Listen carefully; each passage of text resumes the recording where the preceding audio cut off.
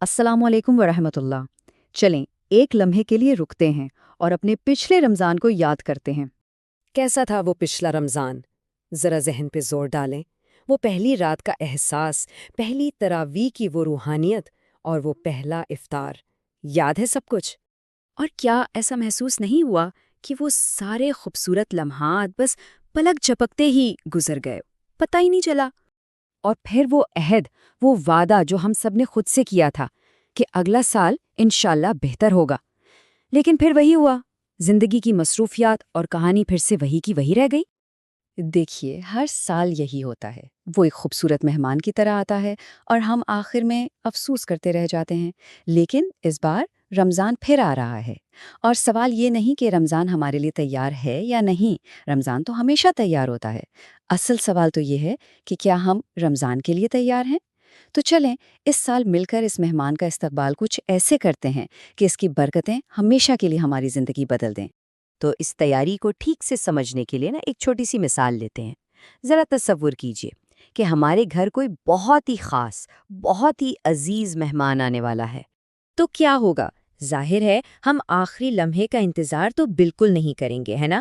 تیاریوں تو ہفتوں، شاید مہینوں پہلے شروع ہو جائیں گی۔ گھر کا کونا کونا چمکایا جائے گا، بہترین سے بہترین پکوانوں کی لسٹ بنے گی، مینیو پلان ہوں گے، ہر چیز کا انتظام کیا جائے گا۔ ہم اس بات کو یقینی بنائیں گے کہ اس مہمان کو کوئی تکلیف نہ ہو، اس کو بہترین آرام ملے۔ لیکن ایک بات یاد رکھیں، رمضان کوئی عام مہمان نہیں ہے، یہ وہ مقدس مہمان ہے جس کے ساتھ اللہ کا کلام یعنی قرآن نازل ہوا۔ یہ وہ مہینہ ہے جس میں بخشش اور رحمت کے دروازے کھول دیے جاتے ہیں۔ تو پھر اس کی تیاری بھی تو اتنی ہی خاص، اتنی ہی شاندار ہونی چاہیے، نہیں؟ تو آئیے شروعات کرتے ہیں سب سے اہم چیز سے، تیاری کا پہلا قدم، ہمارے باطن کی تیاری، یعنی اپنے دل اور دماغ کو کیسے صاف اور تیار کیا جائے۔ سب سے پہلے دل، اسے صاف کرنا ہے۔ اس سے پہلے کہ رمضان ہماری زندگی میں داخل ہو، ہمیں خود سے کچھ سوال کرنے ہوں گے۔ کیا دل میں کسی کے لیے کوئی رنجش ہے؟ کوئی ہے جسے معاف کرنے کی ضرورت ہے؟ کیا کوئی ایسا گناہ ہے جو عادت بن چکا ہے، جسے چھوڑنے کا وقت آ گیا ہے؟ چلیں آج ہی، ابھی اللہ سے سچی توبہ کریں اور اپنی نیت کو بالکل صاف کر لیں، صرف اور صرف اللہ کے لیے۔ اور دل کے بعد باری آتی ہے دماغ کی۔ ذرا سوچئے، اگر ہمارا دماغ ہر وقت سوشل میڈیا کی سکرولنگ اور فالتو شور کا عادی ہے، تو وہ قرآن کی گہرائی کو، اس کے سکون کو کیسے محسوس کرے گا؟ اگر فرض کریں کل سے رمضان شروع ہو جائے، تو کیا ہم 20 منٹ بھی پوری توجہ سے تراویح پڑھ سکتے ہیں؟ شاید نہیں۔ تو اس کا حل یہ ہے کہ ابھی سے، آج سے اپنے فوکس کو ٹرین کرنا شروع کریں۔ اچھا، باطن کی تیاری تو ہو گئی، اب آتے ہیں ظاہری تیاری پر، یعنی ہمارا جسم اور ہمارا گھر۔ کیونکہ ہماری جسمانی صحت اور ہمارا ماحول، یہ دونوں چیزیں ہمارے روحانی سفر پر بہت گہرا اثر ڈالتی ہیں۔ رمضان دیکھیے ایک جسمانی عبادت بھی ہے، روزہ رکھنا، رات کو جاگنا، اس سب کے لیے انرجی چاہیے۔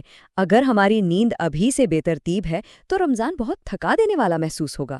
تو آہستہ آہستہ اپنے سونے جاگنے کے اوقات کو ٹھیک کریں۔ اگر ممکن ہو تو کچھ نفلی روزے رکھنا شروع کر دیں تاکہ جسم عادی ہو جائے۔ اور ہاں، چائے، کافی یعنی کیفین تھوڑی کم کر دیں۔ یاد رکھیں، یہ جسم اللہ کی امانت ہے، اس کا خیال رکھنا بھی عبادت ہے۔ اور گھر کا ماحول، اس سے بھی تیار کرنا ہے۔ رمضان کو صرف کچن کی ریس مت بننے دیں۔ گھر میں ہلکی آواز میں قرآن کی تلاوت لگائیں، بچوں کو ساتھ بٹھا کر چھوٹی چھوٹی دعائیں سکھائیں۔ پورے خاندان کے طور پر مل کر یہ فیصلہ کریں کہ اس سال ہمیں کیسا رمضان گزارنا ہے، صرف کھانے والا رمضان یا پھر ایمان والا رمضان۔ چلیں اب بات کرتے ہیں رمضان کی روح کی، یعنی قرآن مجید کی۔ یہ مہینہ ہی قرآن کا ہے، لیکن اگر قرآن سے ہمارا رشتہ ابھی کمزور ہے، اگر ابھی ہم مشکل سے کچھ صفحے کرتے ہیں، تو اچانک سے رمضان میں 30 پارے مکمل کرنا ایک پہاڑ جیسا کام لگے گا۔ لیکن اس کا ایک بہت ہی آسان سا حل ہے، سوچا ہے کبھی؟ اگر ہم ہر نماز کے بعد صرف 4 صفحے پڑھیں تو بہت آسانی سے پورے مہینے میں قرآن مکمل ہو سکتا ہے۔ پر ایک بات یاد رکھیے گا، صرف ختم کرنا مقصد نہیں ہے، اصل چیز ہے اسے سمجھنا، قرآن کو اپنی زندگی سے، اپنے دل سے بات کرنے دینا۔ آپ ذرا آئینے میں دیکھنے کا وقت ہے، ذرا ایمانداری سے سوچیں۔ ہم میں سے اکثر لوگ رمضان سے پہلے کچھ عام غلطیاں بار بار دہراتے ہیں۔ سب سے بڑی غلطی، ہم پہلی رات کا انتظار کرتے ہیں کہ بس چاند نظر آئے گا اور ہم اچانک سے بدل جائیں گے۔ ایسا نہیں ہوتا اور ہماری تیاری ادھوری رہ جاتی ہے۔ ہماری پوری توجہ افطاری کے مینیو اور سموسوں پر ہوتی ہے، لیکن سجدوں اور قرآن کے پلان کا کیا؟ ہم کھانے کے مینیو تو بناتے ہیں پر قرآن پڑھنے کا کوئی پلان نہیں بناتے۔ دیکھیے، رمضان اچانک سے پرفیکٹ ہو جانے کا نام نہیں ہے۔ یہ مہینہ مستقل بہتری کا ہے، آہستہ آہستہ آگے بڑھنے کا ہے۔ تو شروعات ہلکی کریں، لیکن اس پر ڈٹے رہیں، ثابت قدم رہیں۔ تو چلیں اس سب کے بعد ایک لمحے کے لیے رکتے ہیں اور ایک چھوٹی سی مشق کرتے ہیں۔ یہ آنے والے مہینے کے لیے اپنے ہدف، اپنے گولز کو واضح کرنے کا ایک بہترین طریقہ ہے۔ بس 3 چیزیں: ایک روحانی ہدف جو اس رمضان میں حاصل کرنا ہے، ایک ایسی عادت جو ہر حال میں چھوڑنی ہے، اور ایک خاص دعا جس پر پوری توجہ دینی ہے۔ بالکل سادہ اور مخلص۔ مثال کے طور پر ہدف ہو سکتا ہے کہ نماز میں خشوع بڑھانا ہے، چھوڑنے والی عادت ہو سکتی ہے رات دیر تک فون پر سکرولنگ کرنا، اور دعا ہو سکتی ہے اپنے والدین کے لیے مغفرت طلب کرنا۔ ذرا سوچئے، پچھلے رمضان شاید کوئی ہمارے ساتھ روزہ رکھ رہا تھا جو آج ہمارے بیچ نہیں ہے، اور ہم یہ بھی نہیں جانتے کہ یہ ہمارا آخری رمضان ہوگا یا نہیں۔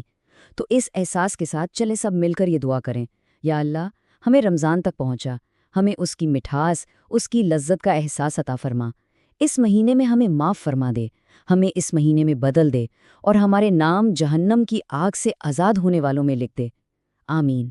تو بس محبت کے ساتھ، امید کے ساتھ اور ایک شدت انتظار کے ساتھ تیاری کریں۔ رمضان آ رہا ہے، ہمیں اس بات کو یقینی بنانا ہے کہ جب وہ آئے تو وہ ہمیں اپنی رحمتیں اور برکتیں سمیٹنے کے لیے بالکل تیار پائے۔